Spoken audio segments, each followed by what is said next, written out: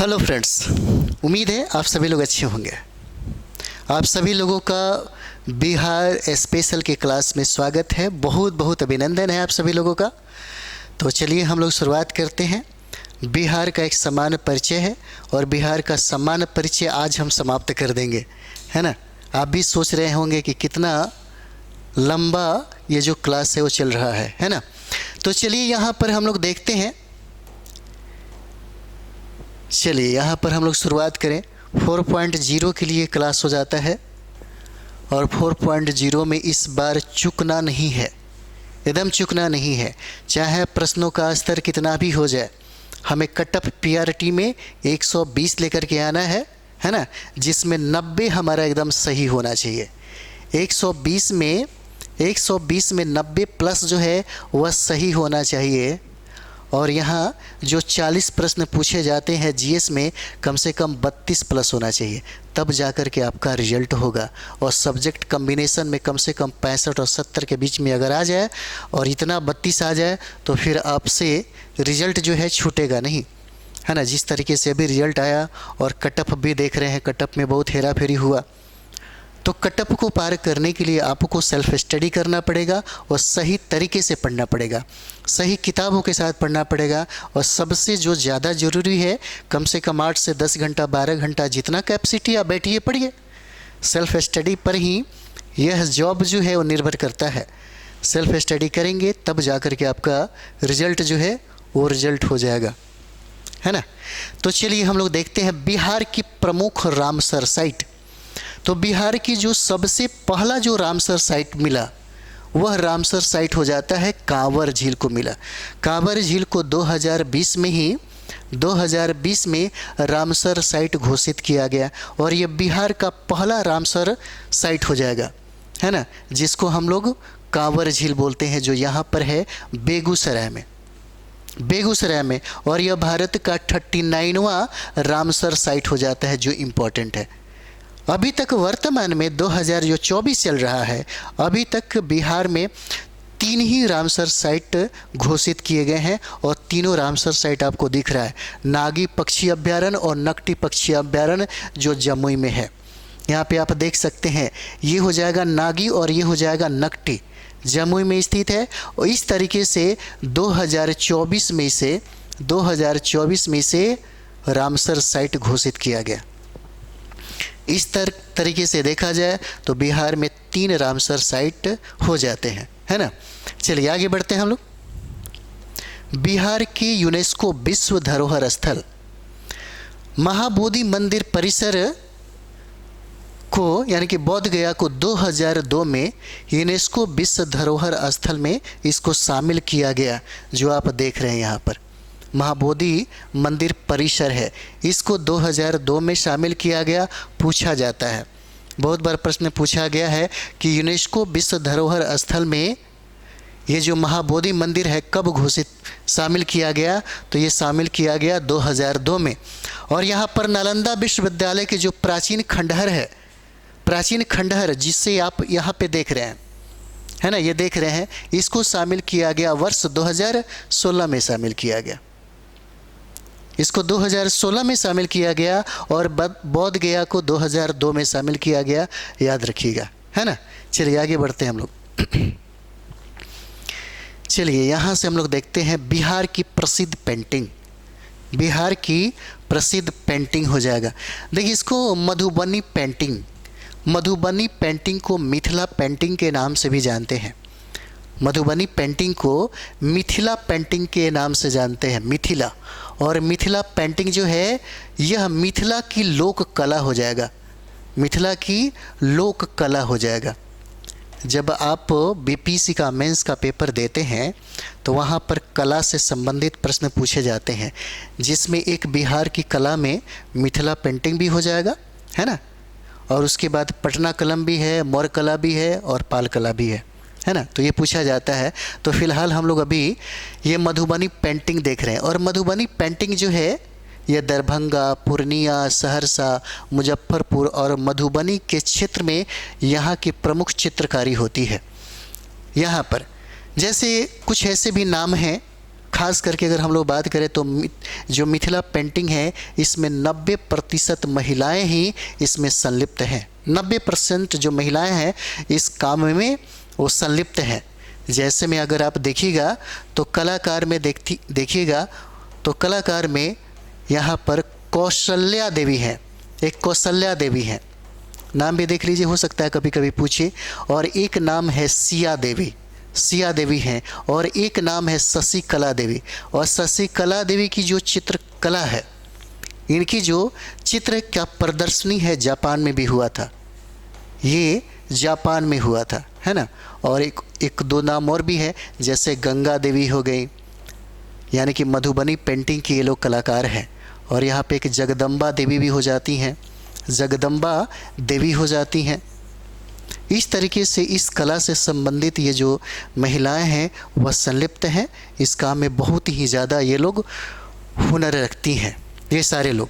और एक बात और भी देखा जाए, यानी कि ये जो कला है यह 2 प्रकार से हम लोग देख सकते हैं।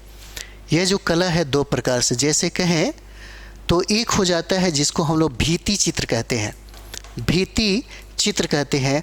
और दूसरा जो है जिसको हम लोग अरिपन बोलते हैं, अरिपन, है ना। भित्ति चित्र की अगर हम लोग बात करें तो भित्ति चित्र में जैसे कोहबर का घर हो गया, है ना, कोहबर का घर। जैसे आप लोग अगर शादीशुदा शादीवादी विवाह की प्रक्रिया आप देखते होंगे, है ना, तो कोहबर घर का भी, है ना, वो कॉन्सेप्ट आपके दिमाग में होगा। और यही कोहबर घर में चित्र बनाए जाते हैं। और गोसाई घर का भी, है ना, गोसाई घर का भी चित्र ये लोग बनाते हैं। और इतना ही नहीं, ये लोग देवताओं का भी चित्र बनाते हैं, देवताओं का चित्र। और ये कोहबर घर में खास करके जो नए शादीवादी जो होता है तो कुछ देर के लिए यानी पति पत्नी को इस कोहबर घर में रखा जाता है। और ये कोहबर घर में जो चित्रकारी होता था वह चित्रकारी काम वासना का होता था, काम वासना से संबंधित चित्रकारी यहाँ पर बनाए जाते थे, है ना। और यहाँ पे जो अरिपन का जो चित्र है, अरिपन यहाँ पे खास करके ज़मीन पे बनाए जाते हैं। जैसे कैसे आप देखते होंगे ज़मीन पे बहुत सारे रंगोली वगैरह बनाए जाते हैं, उसी तरीके से ज़मीन पर बनाए जाते हैं, ज़मीन के घर के आंगन में बनाए जाते हैं।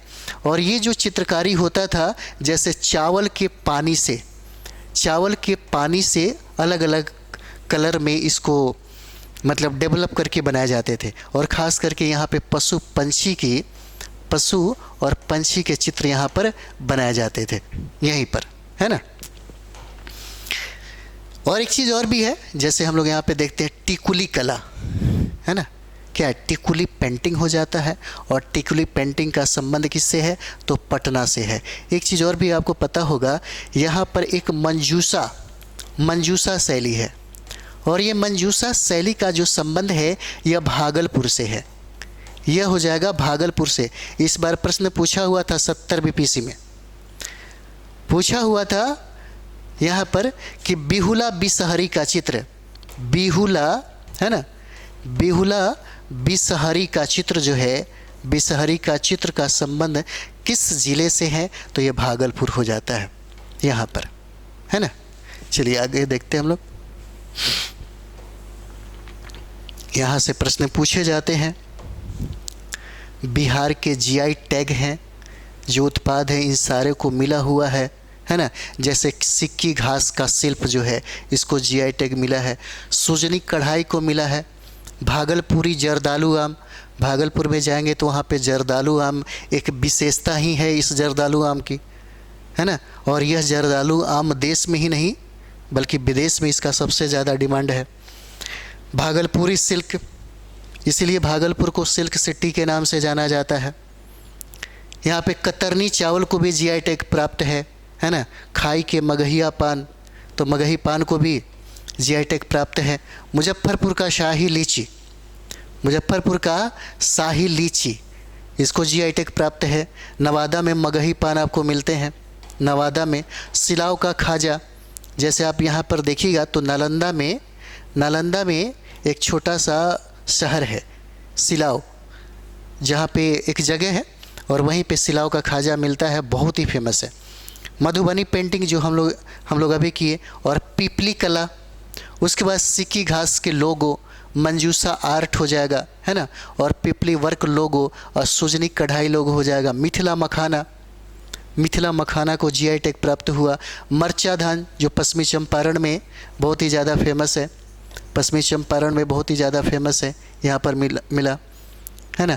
तो ये सारे उत्पादों को जीआई टैग प्राप्त है। एक बार ज़रूर इसका रिवाइज करिएगा, इसका फ़ायदा मिलेगा आपको, है ना, पूछा जाता है सवाल। चलिए, बिहार का लोकप्रिय भोजन, जैसे बहुत सारा प्रस्तावित भी दिया गया है, प्रस्तावित भी है जीआई टैग देने के मतलब रफ्तार में और कहें तो कतार में खड़ा है। जैसे लिट्टी चोखा, बिहार का सबसे प्रसिद्ध क्या है, लोकप्रिय भोजन है लिट्टी चोखा। लिट्टी चोखा पटना में बहुत जगह पे मिलता है। चंपारण मीट अभी धड़ल्ले से चल रहा है, जीआई टैग के लिए प्रस्तावित किया गया है। दही चूड़ा, है ना, और दही बड़ा देखिए यहाँ पर।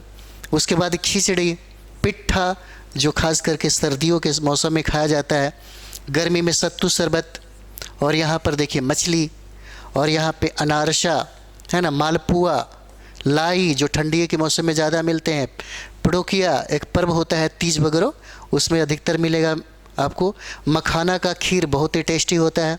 परवल का मिठाई, और ये बूंदी, है ना, ये है लड्डू है, और ये कसार है, खास करके गांव में अधिकतर लोग बनाते हैं। लौंग लता बहुत ही फेमस है यहाँ के लिए। ठेकुआ छठ पूजा में मिल जाता है। बिस्किट भी देखिए अधिकतर चीज़ें आपको मिलेगा, और यहाँ पे जो रसगुल्ला है ना। तो हम लोगों ने समाप्ति भी मिठास से किया, है ना, और अच्छा खासा जाएगा आपका।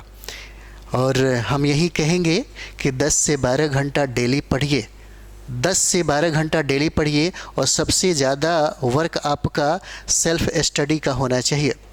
सेल्फ स्टडी, अगर आपने सेल्फ स्टडी 10 से 12 घंटा किया तो आपका रैंक आएगा अच्छा खासा, कट ऑफ आपका आएगा। अगर पीआरटी का एग्ज़ाम आप दे रहे हैं तो पीआरटी का एग्ज़ाम में 90 पार कर जाइएगा। जीएस में अगर आप कॉमन पेपर दे रहे हैं जीएस के लिए तो 40 प्रश्नों में 32 पार करिएगा, है ना, अगर पढ़ाई इस तरीके से हो तो, सेल्फ स्टडी और सटीक किताबों के साथ, सही गाइडलाइन के साथ, है ना। तो इसके बाद हम लोग topic by topic Bihar special start करेंगे, जहाँ से प्रश्न अगर पूछेगा तो छूटेगा नहीं, है ना। तो चलिए हम लोग मिलते हैं अगले वीडियो में। एक बार ज़रूर अपने दोस्तों के बीच में इसे शेयर करें। लाइक कमेंट्स बिल्कुल नहीं रुकना चाहिए, अच्छा लगता है ना, तब जा कर के हमारे अंदर भी एनर्जी मिलता है। चलिए हम लोग मिलते हैं अगले वीडियो में। थैंक यू वेरी मच आप सभी लोग।